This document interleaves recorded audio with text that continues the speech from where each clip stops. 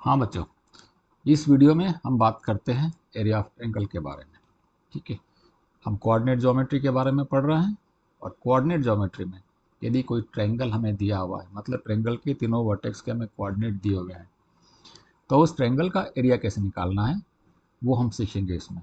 ठीक है, तो let us start. Love all.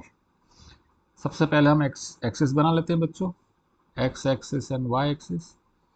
ये हमने बना लिया सबसे पहले, तीनों वाई एक्सिस और ये एक्स एक्सिस। ठीक है, ये हमारा एक्स एक्सिस है और ये वाई एक्सिस है। ठीक है, ये ओरिजिन है। ठीक है, अब हम ट्रायंगल के तीनों वर्टेक्स बना लेते हैं। तीनों वर्टेक्स के हमें कोऑर्डिनेट पता है। मान लो एक वर्टेक्स ये हमें दिया हुआ है ए। ठीक है, एक वर्टेक्स हमें ए दिया हुआ है, मतलब इसके कोऑर्डिनेट दिए हैं, वो मान लो x1 एंड y1 है। ठीक है, ट्रायंगल का मान लो दूसरा वर्टेक्स हमें ये दिया हुआ है बी। ठीक है, ये दूसरा वर्टेक्स बी दिया हुआ है, इसके कोऑर्डिनेट मान लो x2 y2 दिए। ठीक है बच्चों, इसके कोऑर्डिनेट हमें दिए हैं x2 y2। तीसरा वर्टेक्स मान लो ये दिया हुआ है सी ए। ठीक है, इसके वर्टेक्स मान लो है x3 y3। ठीक है, तीनों वर्टेक्स हमें दिए हुए हैं ट्रायंगल की, तीनों की कोऑर्डिनेट दिए हुए हैं, तो हमें उससे जो ट्रायंगल बन रहा है उसका एरिया निकालना है। ये ट्रायंगल बन रहा है बच्चों, देखो है ना, ये ट्रायंगल बन रहा है, तो इस ट्रायंगल का हमको एरिया निकालना है, एरिया का फॉर्मूला निकालना है बेसिकली। ठीक है, तो हम कोऑर्डिनेट का यूज़ करेंगे। ठीक है, तो हम कोऑर्डिनेट का यूज़ करते हैं। यहाँ से हमने ए से बी से और सी से, तीनों से हमने एक्स एक्सिस पे अपने परपेंडिकुलर ड्रॉ कर दिए। ठीक है, और चूंकि दोनों एक्सिस हमारे पर एक्स एक्सिस और Y X and Y axis एक दूसरे के परपेंडिकुलर होता है ना, ये हमारे ऑर्थोगोनल एक्सिस है। ठीक है, ये हमारे परपेंडिकुलर होता है, देयरफॉर ये तीनों भी जो परपेंडिकुलर होंगे। ठीक है, देयरफॉर ये जो तीनों लाइंस जो है ये तीनों एक दूसरे के पैरेलल होंगी, है ना, ये लाइन और ये लाइन। ठीक है, अब हम इसमें कोऑर्डिनेट मार्क कर देते हैं। देखो ये एक्स है ना, ये जो कोऑर्डिनेट होगा बच्चों, ये x1 होगा और ये वाला होगा हमारा y1, और ये x2 होगा। ठीक है, और ये y2 होगा, क्योंकि इसके कोऑर्डिनेट x2 y2 है। और ये बच्चों x3 होगा, और ये जो कोऑर्डिनेट है दिस इज y3, है ना। ठीक है, ये है x1। ठीक है, और ये बच्चों हैं y1, क्योंकि ए के कोऑर्डिनेट x1 y1 है।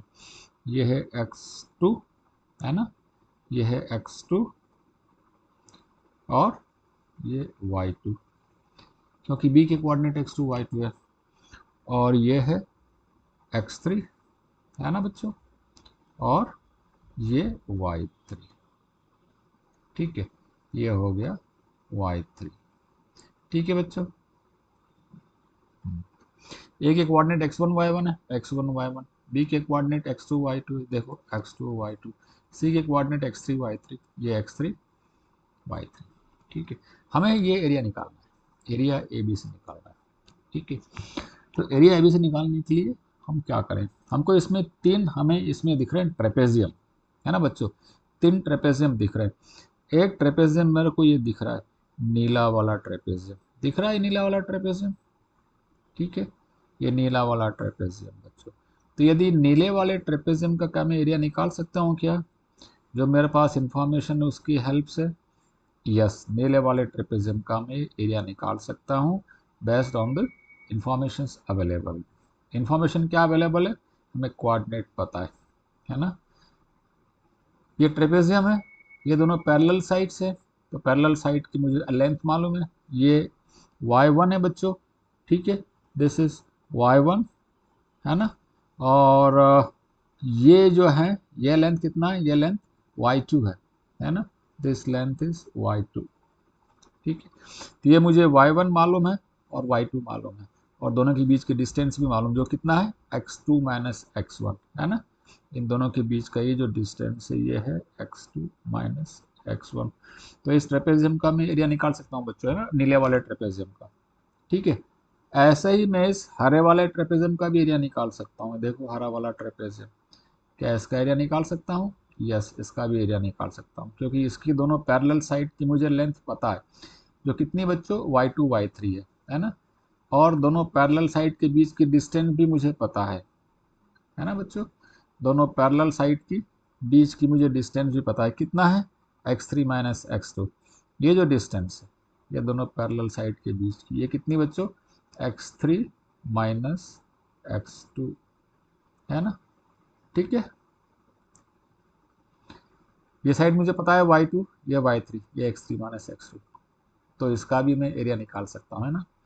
तो ये जो नीला वाला ट्रेपेजियम का एरिया निकाल सकता हूँ, हरे वाला ट्रेपेजियम का एरिया निकाल सकता हूँ, और दोनों को एरिया को निकाल कर मैं ऐड कर दूं तो मेरे पास एक पूरे का एरिया आ जाएगा। ठीक है, और इस पूरे के एरिया में से एक और ट्रेपेजियम मेरे पास में है, पीला वाला ट्रेपेजियम। ये जो पीला वाला जो ट्रेपेजियम है, ये वाला, इसका भी मैं एरिया निकाल सकता हूँ बच्चों, निकाल सकता हूँ ना। इस पीले वाले ट्रेपेजियम का भी एरिया निकाल सकता हूँ ना, है ना। ये पीला वाला ट्रेपेजियम, ये वाला, ये साइड मालूम है, ये पैरेलल साइड मालूम है, दोनों के बीच की डिस्टेंस मालूम है, तो मैं पीले वाले ट्रेपेजियम का भी एरिया निकाल सकता हूँ। ठीक है, तो मैंने क्या किया, नीले वाले ट्रेपेजियम का एरिया निकाला, हरे वाले ट्रेपेजियम का एरिया निकाला, इन दोनों एरिया को ऐड कर दिया, तो ये पूरा एरिया हो गया। इसमें से मैंने ये जो एरिया है पीला वाला ट्रेपेजियम, इसको माइनस कर दिया, तो मेरे पास ट्रायंगल का एरिया आ गया, है ना। ठीक है, तो ऐसे में ट्रायंगल का एरिया निकाल सकता हूँ बच्चों। ठीक है, तो अब हम ट्रायंगल का एरिया निकाल लेते हैं। ठीक है, तो देख लो पहले भाई, नीले वाले ट्रेपेजियम का एरिया लिख रहा हूँ मैं। ठीक है, नीले वाले ट्रेपेजियम का एरिया, ट्रेपेजियम का एरिया कितना होता है? Half, sum of parallel side which is y1 plus y2। ठीक है, sum of parallel side multiplied by the distance between parallel side which is x2 minus x1। ये नीले वाले ट्रेपेजियम का एरिया हो गया। अभी हरे वाले ट्रेपेजियम का एरिया इसमें ऐड कर दूं मैं, half sum of parallel side y2 plus y3। देखो हरे वाले ट्रेपेजियम की पैरेलल साइड की लेंथ y2 y3 है, और दोनों के बीच की डिस्टेंस x3 माइनस x2। ठीक है, और इसमें से मैं माइनस कर दूंगा ये वाला ट्रेपेजियम, मेरा पीला वाला ट्रेपेजियम। सो हाफ, देखो बच्चों पीले वाले ट्रेपेजियम की पैरेलल साइड कितनी है? y1 and y3। So y1 plus y3 multiplied by दोनों पैरेलल साइड के बीच की डिस्टेंस, मतलब बच्चों ये वाली डिस्टेंस है ना, ये वाली डिस्टेंस, ये वाली डिस्टेंस, ये कितनी हो जाएगी? x3 माइनस x1, है ना। ये हो जाएगी x3 माइनस x1, तो इसको मैंने x3 माइनस x1 से मल्टीप्लाई कर दिया। ठीक है, बस अब ये मुझे सिंप्लीफाई करना है, और ये सिंप्लीफाई करके मेरे पास ट्रायंगल के एरिया का फॉर्मूला आ जाएगा बच्चों। ठीक है, तो इसको सिंप्लीफाई हम कर सकते हैं, है ना। इसको सिंप्लीफाई कर सकते हैं, सिंप्लीफाई करें पूरे को। हम्म, आप लोग बोलते हो तो पूरे को सिंप्लीफाई कर लेते हैं इसको। चलो इसको मैं नीचे ले लेता हूँ, थोड़ा सा इसको मैं नीचे ले लेता हूँ, इस पूरे को, ताकि मुझे स्पेस मिल जाएगा वर्क करने का। ठीक है, यहाँ ले लेता हूँ बच्चों इसको मैं। ठीक है, यहाँ ले लेता हूँ, और फिर इसको हम सिंप्लीफाई कर ले, ये यहाँ ले लिया। ठीक है, इसको अब मुझे सिंप्लीफाई करना है। ठीक है, ये एरिया ऑफ ट्रायंगल है। ठीक है, एरिया ऑफ ट्रायंगल, जो एरिया हमें कैलकुलेट करना था। हाफ तो बच्चों मैं कॉमन निकाल लेता हूँ बाहर से। ठीक, हाफ मैंने कॉमन निकाल लिया। अब यहाँ से मल्टीप्लाई करते चलता हूँ मैं, x2 into y1, x2 into y1 plus x2 into y2, x2 into y2 minus x1 into y1 minus x1 into y2। ठीक है, अगला वाला x3 into y2 plus x3 into y3, okay, minus x2 into y2 minus x2 into y3, और ये negative है बच्चों, तो minus x3 into y1 minus x3 into y3 plus x1 into y1 plus x1 into y3। ठीक है, ये हो गया। कुछ इसमें कैंसिल होंगे, देखो बच्चों, प्लस x2y2 माइनस x2y2 है ना, प्लस x3y3 माइनस x3y3, ठीक है, माइनस x1y1 प्लस x1y1। तो मेरे पास ये बचा है, ये बचा है, ये बचा है, ये बचा है, ये बचा है, ये बचा है, ठीक है। तो मैं इसके आगे मैं लिख लेता हूँ हाफ, x1 वाले टर्म्स को मैं लिख लेता हूँ x1, x1 कहाँ पर है, यहाँ पर है, तो मैंने लिख लिया y3 माइनस यहाँ पर y2, ठीक है।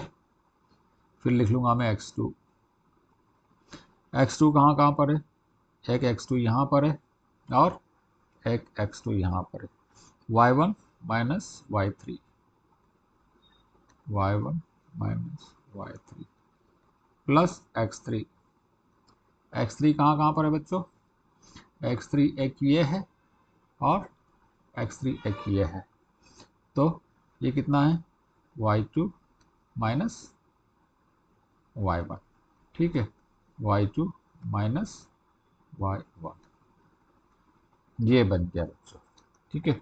ये हमारे पास में एरिया का फार्मूला आ गया। देखो यहाँ पर 1 है तो यहाँ पे 2 और 3 है, यहाँ पे 2 है तो यहाँ 1 और 3, यहाँ पे 3 है तो 2 और 1 है, ठीक है। याद रखने के लिए हम इसको ऐसा याद रख सकते हैं 1 2 3, ठीक है। y3 माइनस 2, y का 3 से 2 किया, then 1 minus 3, 1 minus 3, then 2 minus 1, 2 minus 1, ऐसा एंटी क्लॉकवाइज चल रहा है। जब ये 3 माइनस 2 है तब x1 है, जब 2 माइनस 1 है तब x3 है, जब 1 माइनस 3 है तब x2 है, 1 माइनस 3 है तब x2 है ना बच्चों। तो ये जो है ट्रायंगल का एरिया पता चल गया बच्चों हमको, ठीक है, ये ट्रायंगल का एरिया पता चल गया, ठीक है।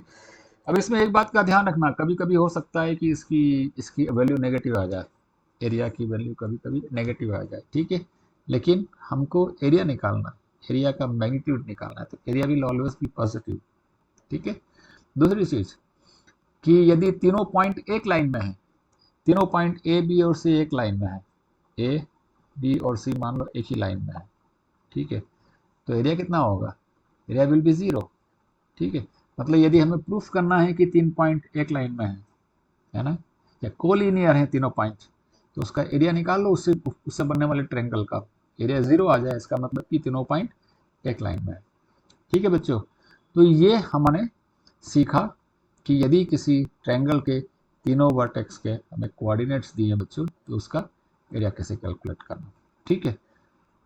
तो ये भी इस वीडियो को बच्चों यहाँ पर हम बंद करते हैं, अगले वीडियो में हम न्यूमेरिकल्स लेंगे बच्चों, ठीक है, एग्जाम्पलर के सारे न्यूमेरिकल ले लेंगे अगले वीडियो से, ठीक है। चलो यहाँ से हम डिसकंटिन्यू करते हैं, अगले वीडियो में मिलते हैं, ठीक है, बाय बाय।